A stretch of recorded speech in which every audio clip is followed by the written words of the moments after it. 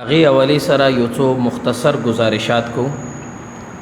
زما عزتمندو د اسلامی کال ابتدا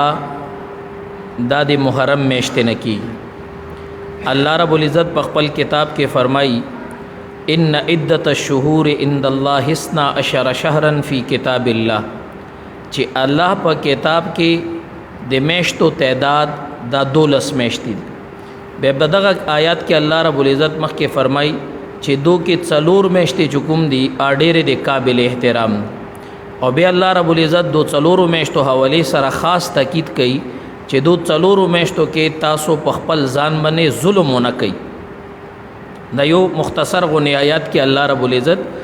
د میاشتو تعداد بیا هغو کې چې کوم ډېرې قابل احترام میاشتې دي هغه، او بیا هغو بارے کې چې کوم خاص حکم دا الله رب العزت بیان کړی. دا کوم د میاشتو حساب چې وي یعنی 12 میاشتې دي، بیا تاریخ حساب دې ته عام طور باندې خلک کلندر یي. یو کلندر خو گاڑی ولې وي کنه، ما یوزي کې بیان کولو کلندر میں کولو خلک وایي چې کلندر خو چې یي چیز ته موږ ته خلک ډراور سره چې کوم کسي هغه ته کلندر یي. نو یو انګریزي کې کلندر د تاریخ حساب چې پکې عربي او اردو کې ورته تقویم یي او انګلیش کې ورته کلندر یي چې ورکه 12 میاشتو حساب وي د تاریخ. دنیا کې د ټیم کې 3 کلندر چې کوم دي چلی. یو کلندر د مشومانو ته ټولو ته یاد، د مشرانو ته یاد وي، جنوري، فروری، مارچ، اپریل،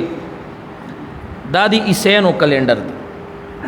او دی والا ابتدا چې کومه دا هغه کلونه چې کوم شماري دی عیسی علیه السلام د پیدایش نه دا شماري. او دی کې تاریخ کې مختلف اوقاتو کې د میاشتو تعداد مختلف پتی شوی. یو دور د سه تیر دا چې د کلندر کې د میاشتو تعداد 14 میاشتې وي پکې. یو دور په تاریخ کې د سره غلې چې د کلندر کې میاشتو تعداد 10 میاشتې وي. یو دور د سره غلې چې د دې کې د میاشتې آغاز چکم دا دسمبر نو 10 تاریخ کې دورانیه رغلی چې هغه کې د میاشتې آغاز مارچ نو. به اخیری ځل چې د کې کومه تبدیلی شوې ده دا په 1583 عیسوي کې شوی. د عیسیانو ولا یو پوپ لکه مو طرف ته غټ عالم وي او ولا پوپ وي، او پوپ هغه نامه ګریګوري، پوپ ګریګوري. هغه اخیری ځل د کې تبدیلی کړي دا په 1583 کې، او د کې یو خو 12 میاشتې به کړي او بل کار پکې دا کړو چې هغه وخت کې د آغاز اپریل نه کیدو، نو هغه اپریل نه بجای جنوري د ولا اوله میاشت مقرر. عیسیانو ته دا کلندر چې ملو شوی دا د رومیانو او یونانو نه ملو شوی ده، یونانیانو نه. دی وجنه د کلندر چې کومه میاشتو نمی دي دا ټولې د بوتانو په نامو بني. د روم کوم بوتانو چې هغه به بوتانو ته سجدي کولې، بت پرست قومو، اب بوتانو نمو باندې د کلندر میاشتو نمی کیږي. د مارچ کوم د مارچ دا د یونانیانو او رومیانو یو بت نماوا مارس، دا د هغه نماوا. د فروری افبرا دام د هغه یو بت نماوا، اور اپریل اپراډایر دام د هغه یو بت ولا یو دیوتا بو دیوتا نر، اور یو به دیوی وا خزا، هغه خزا چې کومه دیوی دا د هغه نماوا اپراډایر د پاغې نمې بنی کیږي. د اګسټس دا د روم غټ بادشاہ تیر شوی جرنیل دا دغه په نامې ده. نو د دې د څومرم د جنوري، فروری، 19 دسمبر پرې نمی دي، دا ټولې د بوتانو نمی دي. نو یو کلندر دا چلیږي. د موجه بدقسمتی دا ده چې د موجه ملکونو، د موجه تعلیمي ادارو، زمونږ انتظامی ادارو ټولو نظام اپ د کلندر باندې دغه چې کوم تاریخ ته هغه تاریخ بدلیږي د میرسترګې په حساب سره.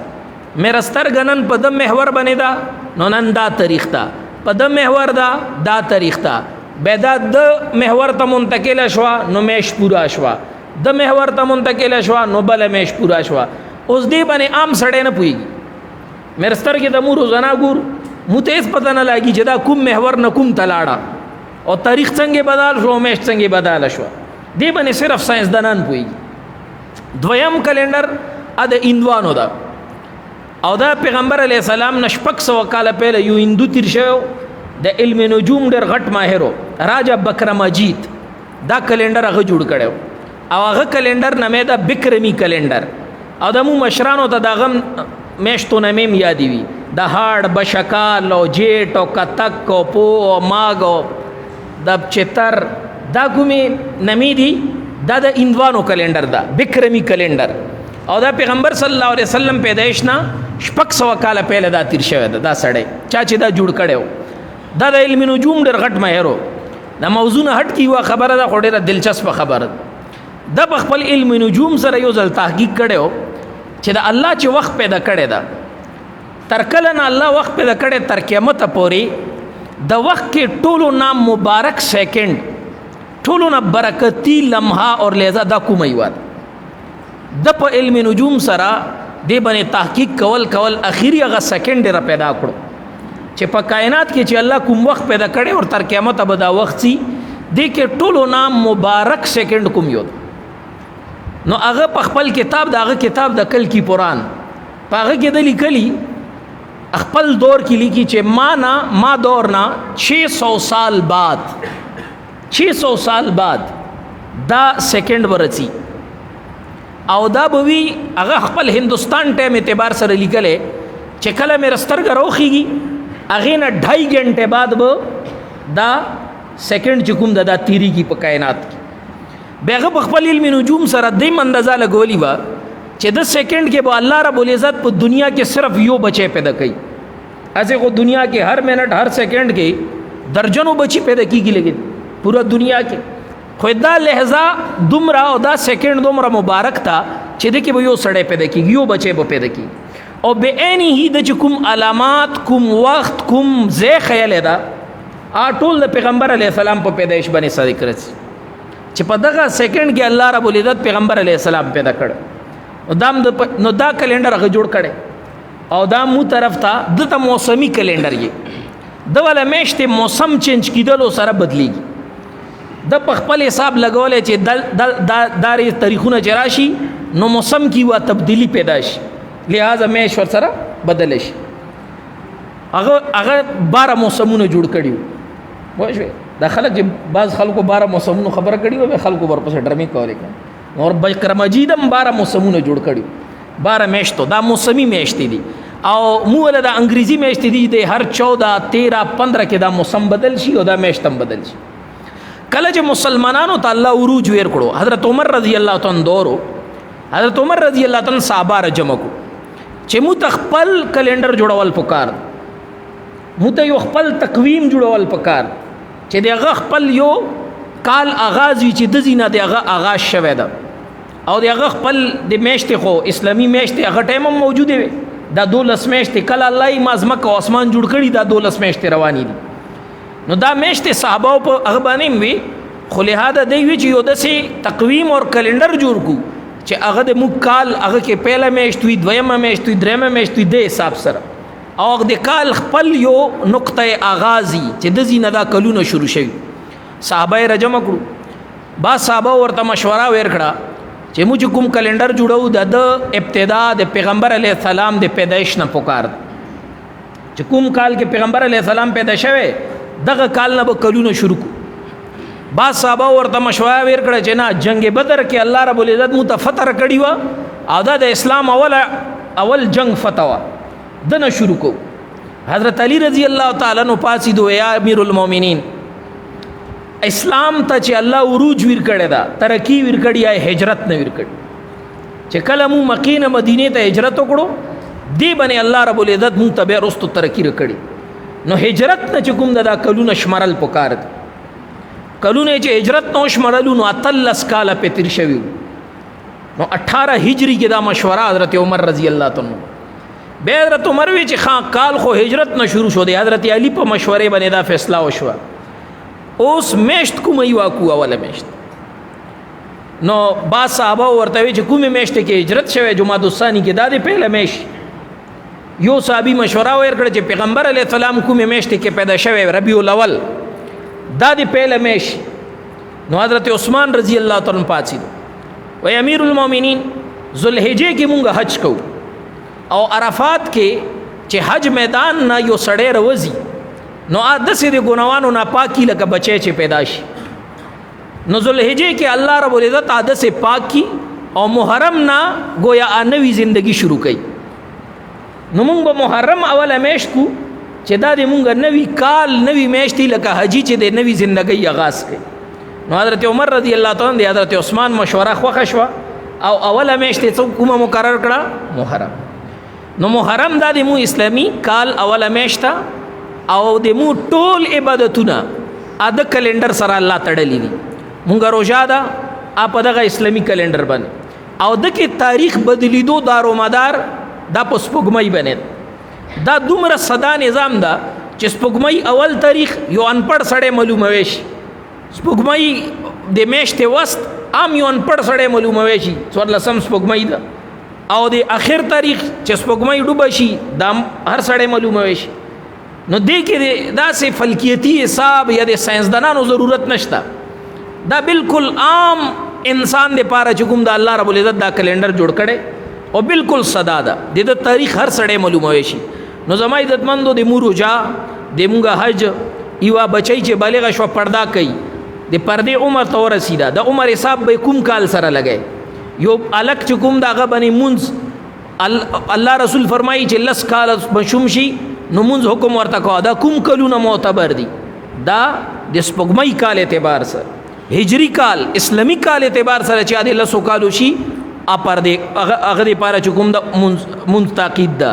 بچی چې د اسلامی کال اعتبار سره انو کالو شي هغه به پردا شروع کوي. دغه سندې زما عزتمند یوا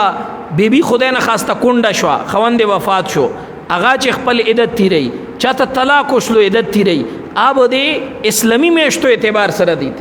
نو مونږه ټول احکامات دا چې کوم دی ټول الله رب العزت د کلندر سره تړلی. دی وجنه فقهاو مسله لیکلي دا مسله زدا کوي چې د کلندر میشت او تاریخ معلومول دا په خلکو باندې فرض کفایه ده. دا فرض کفایه ده. هر سپوږمۍ قتل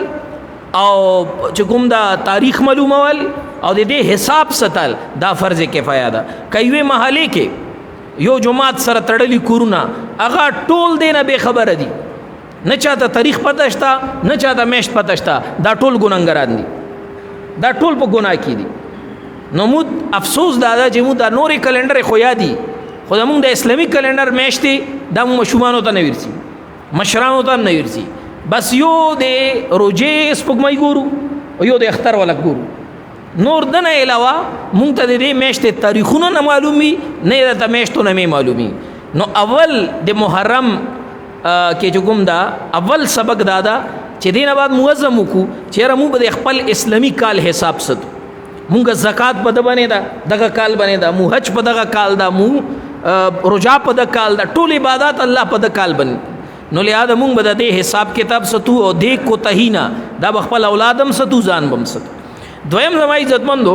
الله رب العزت فرمایي چې د کې څلور میاشتې ډېر د احترام دي څنګه ما قران آیت تاسو ته تلاوت کړو. څلور میاشتې اکومی دي درې میاشتې مسلسل دي ذوالقعده ذوالحجه محرم اور ایوا میاشت کوم د رجب ده. دا څلور میاشتې الله رب العزت ډېر د قابل احترام ګرځولي او دو میاشتو کې بو کفارو خپل کې جنگ جګړه نه کولی غړ دشمنان بیچو هغه تبیم لارې پریخوي حرم لارې به بندي کړي وي به کولو کړي ډکی به نه چولې په دو میاشتو کې خلق به نه زر ول دو میاشتو کې دا کفارو به احترام ستل. اسلام چرالو نو اسلام کې د احترام قائم دغه میاشت الله رب العزت په قران پاک کې فرمای دو میاشتو کې تاسو په خپل ځان باندې ظلم مکوئ.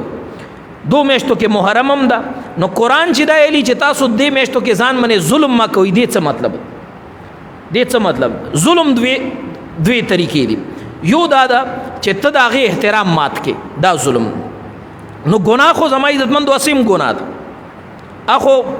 کا انسان په نورو میاشتو کې کایم ګناه وبال ده خو چې کومه میاشتې د قابل احترام میاشتې دي یا کوم مقامات قابل احترام مقاماتي هغه کې د ګناه نوست نورم زیات شي.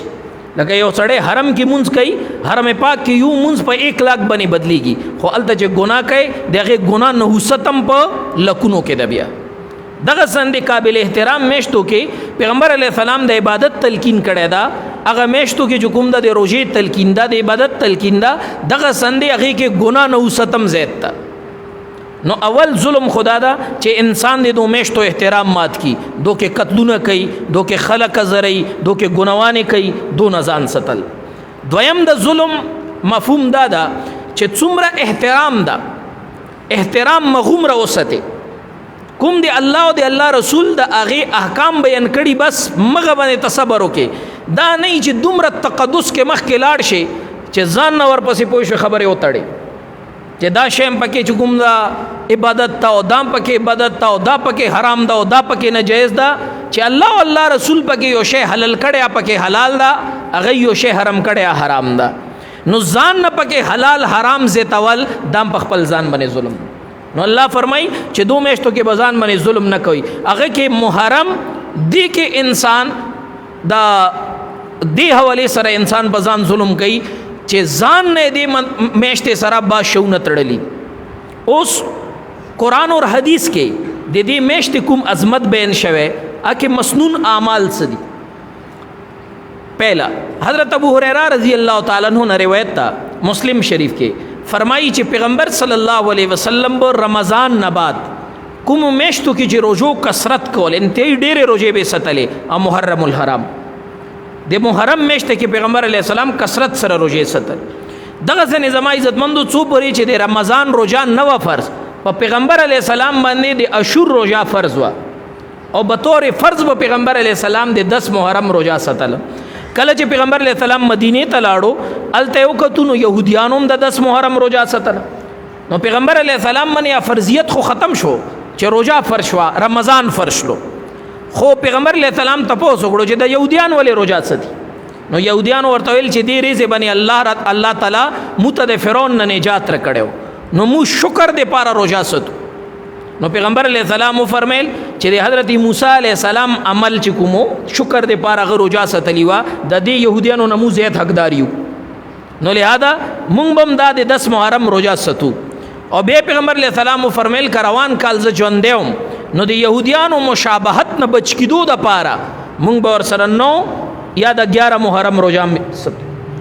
نو یو دی روزه فضیلت پیغمبر علیہ السلام دا بیان کړي چې تیرشوی کال څومره ګناوانی وي د روزه په برکت باندې الله رب العزت معاف کی.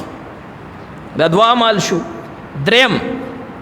بهقی شریف روایت تا اگر چې روایت ضعیف تا خو دا په فضایلو کې بیان دیم شي او بزرګانو د دې تجربه هم کړي. بهقی شریف کې پیغمبر صلی الله علیه وسلم نه دا روایت ته چې کوم سړی 10 محرم الحرام باندې خپل اولاد باندې خ خوراکو کی او اولاد باندې رزق کې وسطو کی اولاد دې پاره خشه کور کې تیار کی عام روټین کې کوم شی پخېږي هغه نه خشه تیار کی یو شی پخېږي دعا ورته کی نو د سړی په اولاد باندې به الله رب العزت ټول کال رزق فراخ ست د ټول کال به د رزق کې برکت. نو زما عزتمندو دام شیم چې کوم د حدیث نه او د بزرګانو د تجربه نه ثابت تا لہذا کيو سړی د بزرګانو د سلفو د مستحب پنیت سره یا حدیث نه ثابت د سنت پنیت سره دا عمل کوي نو زما عزتمندو د چکم دا شریعت کې د اجازت شته ده چا بچو د پاره خوراک تیار کی. د میشت کې د نور کوم احکام چې خلکو راو تړل د دو په شریعت کې ثبوت نشته. دین هغه دا چې قرآن بیان کړي حدیث بیان کړي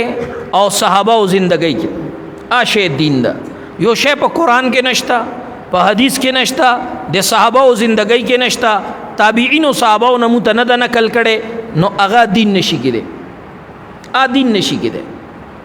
هغه باندې ثواب او هغه باندې د عقاب عقیده لرد لا بدعت تا. او پیغمبر علیہ السلام فرمای چې مو په دین کې چا بدعت اضافه وکړه دا سړی مردود ده دا بدعت مردود ده. او په بعض روایتو کې راځي چې کوم سړی بدعت ایجاد کړو په دین کې د اسلام بنیاد غورځولو او بعض روایتو کې راځي چې کوم سړی د بدعتي اکرام وکړو نو دې سره د الله عرش کوم د غسین او خوڅي نو بدعت دومره سنگین عمل الله غړ بدعت پکې زمای زمندو چی شه دا دی میشته کې مسلمانان نیکو کول یا ود کول دا کم از کم مکروه غني. بعض خلک ورته حرام او ناجیز یي خو عام مسلمانان چې کوم دی هغه زړه نه دا شیخ وخینا چې په دې میاشت کې چې وشي نکاح وشي او وجه څه به نه یره دې میاشت کې حضرت حسین رضی الله تعالی عنہ شهید شوه د حضرت حسین رضی الله تعالی عنہ شهادت دا تاریخ اسلام یو لوی صدمه ده ډیر غټ ظلم شوه ده او دا معمولی ظلم هم نه ده حضرت حسین رضی الله تعالی عنہ شهادت دا یو لوی المیه ده خو زما عزت مندو حضرت حسین رضی الله تعالی عنہ زید افضل او صاحب فضیلت د حضرت حسین رضی الله تعالی عنہ پلار حضرت علی رضی الله تعالی عنہ هم عقیده ده حضرت علی رضی الله تعالی عنہ خلفای راشدین کې ده د پیغمبر علیه السلام داماد ده او مناقب دي لوی مناقب دي حضرت علی رضی الله تعالی عنہ شهید شوه ده او ډیر په ظلم شهید شوه ده حضرت علی رضی الله تعالی عنہ په رمضان میاشت کې شهید شوه ده اوس کا سړی کی چې یاره رمضان میاشت کې حضرت علی شهید ده لہذا رمضان کې چې کوم دا نکاح کول دا ناجیز ده حضرت عثمان رضی الله تعالی خلفای راشدینو کې ده او په دریم نمبر باندې پیغمبر علیه السلام په یارانو کې ده ډیر لوی صاحب فضیلت اور صاحب منقبت صاحب ده پیغمبر علیه السلام خپل دوی لونه چې وا وفات شو بل لوري ورته په نکاح کې ور کړ او دا یو فرمایل کما ته الله 100 لونه رکړی ما به عثمان ته په نکاح چې وا مړی دی ما به بل په نکاح ور کول حضرت عثمان رضی الله لوی مناقب دي حضرت عثمان رضی الله تعالی عنہ په خپل کور کې 18 ذوالحجه باندې انتهایی په مظلومیت سره شهید شوی حضرت حسین خو په میدان کې شهید ده په خپل لوخ باندې شهید ده په تور سره شهید ده هغه په میدان کې په مقابله شهید شوی ده او حضرت عثمان اخو کور کې داسې مظلومیت سره شهید ده لکه لاس تړلې چې سړی شهید کی نو ور سره فوج تا نو ور سره چې کوم د زما عزتمندو سره د مقابله خلق تا قران تناسته یو ور سره بیبي دا یو دادا او وګه تګه چې کوم د شهید کړي دا او په 80 82 سال عمر کې شهید کړي دا بس پینې ګیره نو زما عزتمندو دا څومره دردناک واقعا ده اوس کڅو کوئی اجازه عثمان رضی الله تعالی عنہ مغمن او کو او ذوالحجه کې باندې کو نه تړي و دبم نه کوي دا ممکن نه د ایوا میشتم په 200 میشتو کې به د سه نشه پیدا کوي چې هغه کې صحابه نه شهید شوی د اسلام لوی بزرگان اولیاء نه شهید شوی یا په اسلام باندې چلوې صدمه نه رغلی دا څه ډېر غمونه رغلی دي نو غم دا شریعت دایره کې خدرې درې روزو پرې سوګ دا درې روزو پرې غم دا په مړی کور کې به روټۍ نه پخېږي او تعزیت به وي او د مړی وارثانو ته به تسلی ورکړي دا درې ورځې پرې درې ورځې بعد به معمول زندگی شروع کړي هغه نه بعد بیا غمونه منو کول هغه نه بعد زما عزتمندو پیغمبر صلی الله علیه وسلم د رحلت نه لوی صدمه بل کومه صحاباو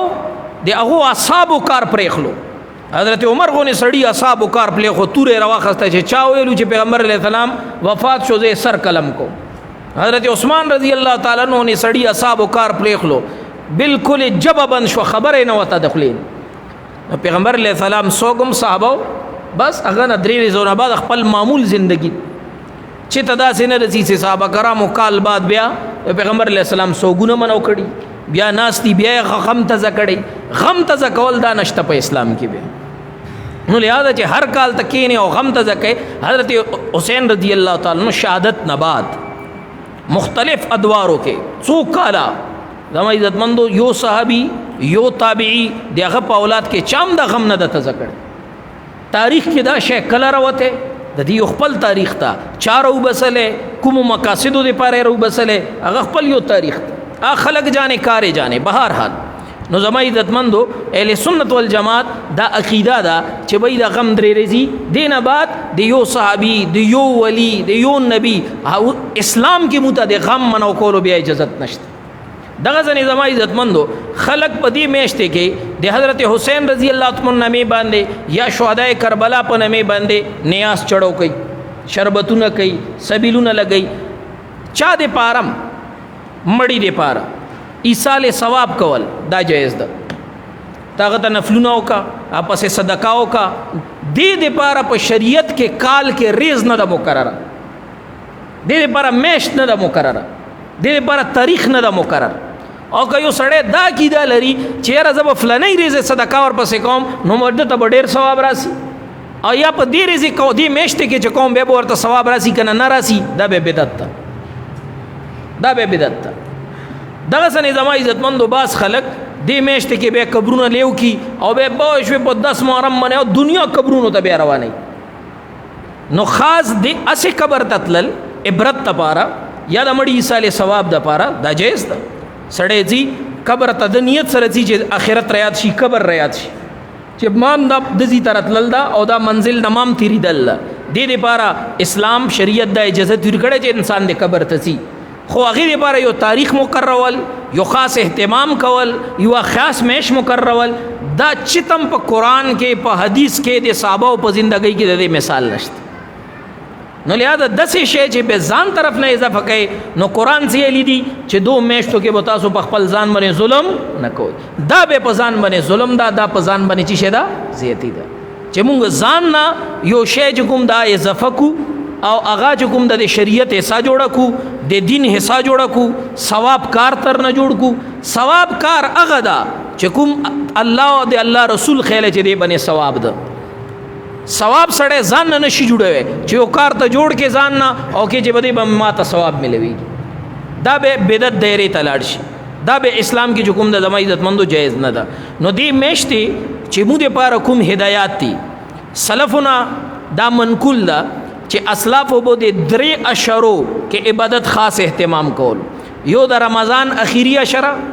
یو د ذوالحجه اول اشره او یو د محرم میشتې اول اشره نو دې کې څومره عبادت کولای شي انسان عبادتو کی خاص کر چاته الله صحت ور کړي څو عذر نشتا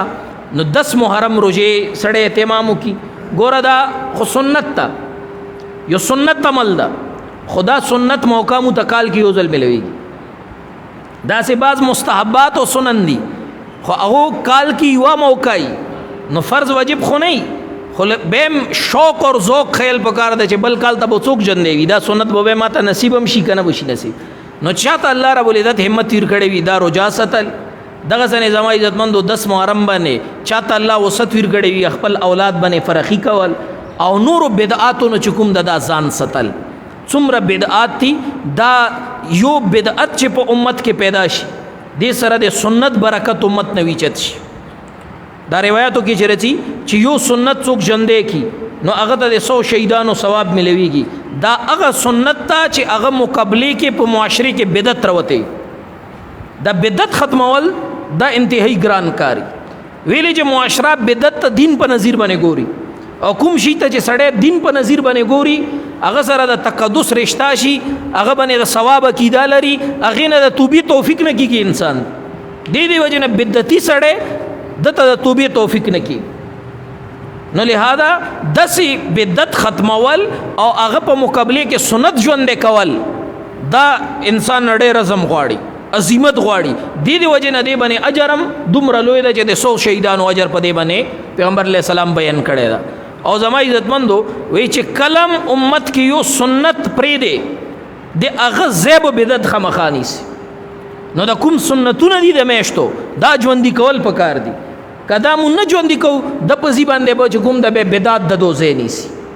او بدعت برایت شي او بدعت به خلق اختیار کی او بدعت چې په معاشري کې پیدا شو د سنت برکات معاشري نه وجد شي او د بدعت نحوست په معاشري باندې پریوزي نو زما عزتمندو د